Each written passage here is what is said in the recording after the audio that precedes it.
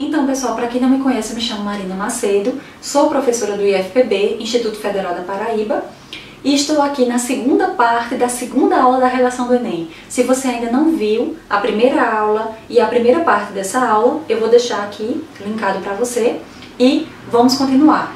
Nós estávamos lendo uma redação do Enem, nota 1000, do aluno Augusto, e nós estamos no segundo parágrafo de desenvolvimento do texto. Então vamos continuar aí essa leitura. Vem comigo e me acompanha aí na tela.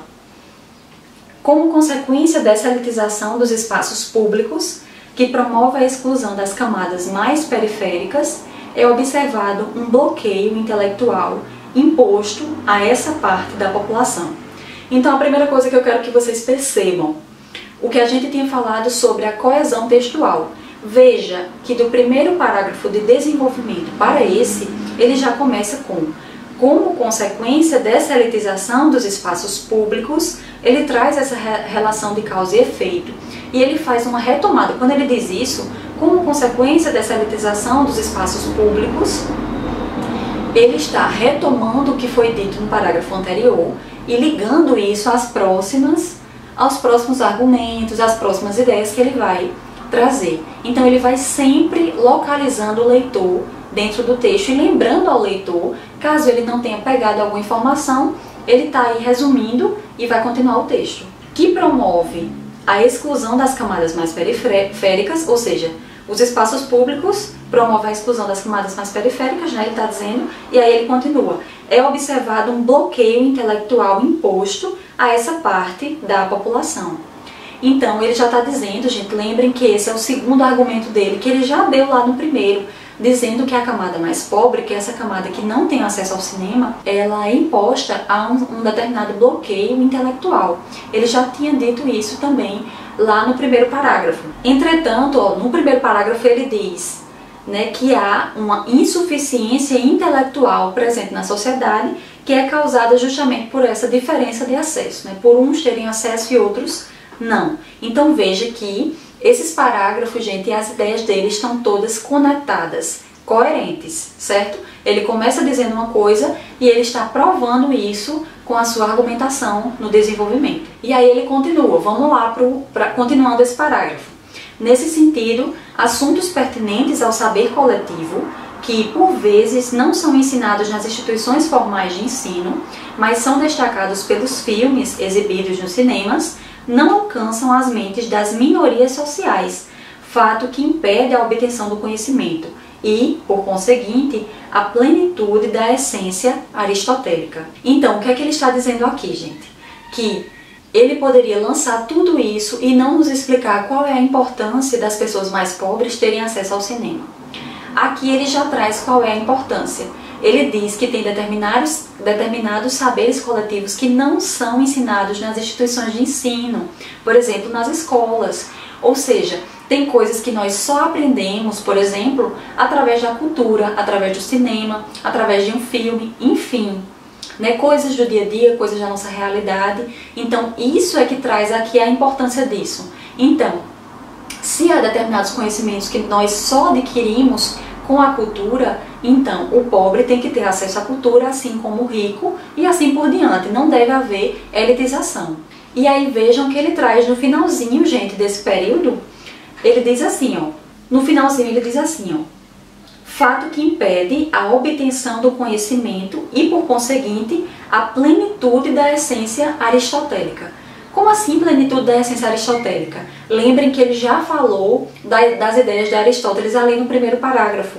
E o que é que ele diz, gente? Ele diz que Aristóteles fala sobre a importância da cultura e do conhecimento justamente para que a gente seja diferenciado dos animais, né? O que é que nos diferencia dos animais? É justamente o acesso à cultura, o acesso ao conhecimento. Então ele está conectando, gente, todas as ideias aqui dentro do texto.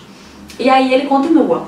Essa situação relaciona-se com o conceito de alienação descrito pelo alemão Karl Marx, que caracteriza o estado de insuficiência intelectual vivido pelos trabalhadores da classe operária no contexto da Revolução Industrial, refletido na camada pobre brasileira atual. Quando ele traz Karl Marx aqui, ele traz novamente uma estratégia argumentativa. Ele traz uma voz de autoridade no assunto, justamente para trazer esse conceito de alienação, né, que fala sobre essa insuficiência intelectual dessa camada mais pobre, justamente por essa camada não ter acesso. E aí ele diz que aí ele traz dados históricos mesmo, que essa insuficiência intelectual era vivida pelos trabalhadores da classe operária no contexto da Revolução Industrial. E isso acontece hoje com o Brasil, com a camada mais pobre brasileira. Isso é refletido até hoje, isso acontece até hoje. Então a gente tem aí uma conexão entre a Revolução Industrial e a classe operária e o que acontece com a classe mais pobre hoje. Então eu quero que vocês percebam, gente, que essas estratégias argumentativas, esses filósofos que ele cita, os sociólogos, a Constituição Federal, ela não é trazida aqui arbitrariamente. Ou seja, ele não joga, eu li isso, eu não sei o que falar e eu vou jogar aqui. Tudo está fundamentado, tudo tem um porquê. Então, quando ele lança um argumento e quando ele vem com a estratégia argumentativa, com esse dado, né, com esse dado histórico, com esses argumentos de autoridade através dessas figuras de sociólogos, de filósofos, quando ele vem com esses argumentos de autoridade, ele está passando mais credibilidade para o leitor, mostrando que ele sabe do assunto e que ele não está falando sozinho, não é uma ideia, não é uma opinião dele que não está fundamentada. Ele lança a opinião dele e aí ele une com vários pensadores, né, com pessoas que têm conhecimento, justamente para que ele fundamente, para que ele mostre para a gente que o que ele está falando é verdade, porque ele sabe do que ele está falando, ele tem argumentos, ele tem informações para nos convencer. E aí eu acho que vocês já percebem que nesse segundo parágrafo de desenvolvimento nós já estamos convencidos de que esse menino sabe do que está falando e de que ele tem razão. Eu não sei se vocês têm essa impressão, mas ele tem sim. E o seu corretor teria impressão também, o corretor dele teve essa impressão, né? Não é à toa que ele tirou nota 1000. E aí ele vai para o parágrafo final, que é o parágrafo de finalização, de conclusão de todas essas ideias, e é onde ele tem que colocar a proposta de intervenção, já que ela ainda não veio. Acompanha aí comigo. Portanto, é muito importante, gente, que vocês sempre realmente finalizem esse parágrafo e façam as conexões, como a gente viu que ele sempre está fazendo. O portanto é uma conjunção conclusiva, né? Ele está concluindo aqui o texto. Você poderia utilizar qualquer outra, ou inclusive também terminar, voltar um pouquinho na ideia como ele fez no segundo parágrafo e aí continuar, enfim.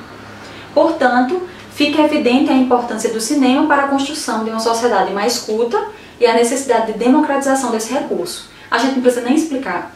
Todo o texto dele mostrou a necessidade das pessoas terem acesso ao cinema, à cultura de forma geral. Nesse âmbito, cabe ao Ministério da Educação e da Cultura promover um maior acesso ao conhecimento e ao lazer. Vamos parar aqui. Então, nesse âmbito, então ele já está dizendo, né? Em relação ao que eu estou falando, né? Nesse sentido, cabe ao Ministério da Educação e da Cultura, ele já traz dois órgãos, né, do nosso governo, para dizer que eles precisam promover um maior acesso ao conhecimento e ao lazer. Mas ele não vai parar por aí. Ele não vai só citar esses órgãos, ele vai dizer o que é que eles vão fazer, como eles podem fazer isso. Vamos continuar. Por meio da instalação de cinemas públicos nas áreas urbanas mais periféricas, que deverão possuir preços acessíveis à população local. Então vejam que aqui ele já está dando, gente, como o Ministério da Educação e da Cultura pode dar esse acesso, permitir esse acesso ao cinema, né? Na verdade, a cultura de forma geral. E aí ele diz, a fim de evitar, então ele já vai dizer também o porquê, né? Então eles vão promover isso para a população a fim de evitar a situação de alienação e insuficiência intelectual presente nos membros das classes mais baixas. Veja que o que está aí de roxinho, que eu acabei de falar, é um dos argumentos dele. Ele está sempre trazendo de volta esse argumento. Algumas pessoas às vezes dizem, mas professor, essa pessoa já falou demais sobre isso. É o que a gente chama de retomada. Quando ele retoma as informações, ele está reiterando, ele está reafirmando sempre aquela mesma coisa e isso vai convencendo o seu leitor, mostrando que a sua ideia realmente é a certa, digamos assim, para a gente acreditar, né? a gente vai comprando a ideia dele. E aí ele continua: desse modo, o cidadão brasileiro poderá atingir a condição de plenitude da essência prevista por Aristóteles, destacando-se logo das outras espécies humanas através do conhecimento e da cultura. E aí ele termina o texto do mesmo jeito que ele iniciou, trazendo Aristóteles e a ideia de que ter acesso ao conhecimento e à cultura nos diferencia dos animais. E aí, com tudo isso, gente, ele nos mostra que a classe mais pobre, ela não tem acesso ao cinema, pois há uma elitização, há uma segregação dessa classe mais pobre, e desse modo isso acaba causando uma certa insuficiência intelectual, como ele diz naquele início, dessa classe mais pobre. Então, quando a gente termina esse texto, gente, nós não temos dúvida de que ele está certo, mesmo que não fosse nosso posicionamento inicial. Quando a gente termina de ler esse texto, a gente acredita, a gente compra a ideia desse aluno. Então é isso que eu quero que vocês façam no texto de vocês, né? Percebam como esse aluno tem conhecimento do assunto, como esse aluno leu, mas também a parte mais estrutural, como ele conecta um parágrafo a outro, como ele conecta uma oração a outra, um período a outro e assim por diante. Tudo isso, gente, é de extrema importância para a redação do Enem. Então, pessoal, nessa aula nós vimos realmente essa composição estrutural do texto dissertativo argumentativo, mas agora dentro de uma redação do Enem, nota 1000, para que vocês pudessem perceber como esse texto, nota 1000, né, que a gente tanto pensa, por que esse texto foi nota 1000? Por que ele foi tirado, né? Justamente porque o aluno segue a estrutura do texto dissertativo argumentativo, ele traz argumentos, ele traz estratégias argumentativas, ele fundamenta toda a sua argumentação e, além disso, ele conecta muito bem o texto, né? Não tem erros gramaticais, não tem erros de natureza ortográfica e assim por diante.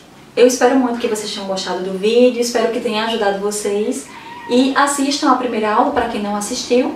E também me acompanhe aí na terceira aula, onde eu vou trazer dicas em relação ao Enem. Vamos discutir um pouquinho o que é que essa prova tem que ter, quantas linhas tem que ter seu texto, coisas mais estruturais mesmo, e também dicas mais gerais sobre a escrita, sobre o tema e assim por diante. Então eu aguardo você na terceira aula.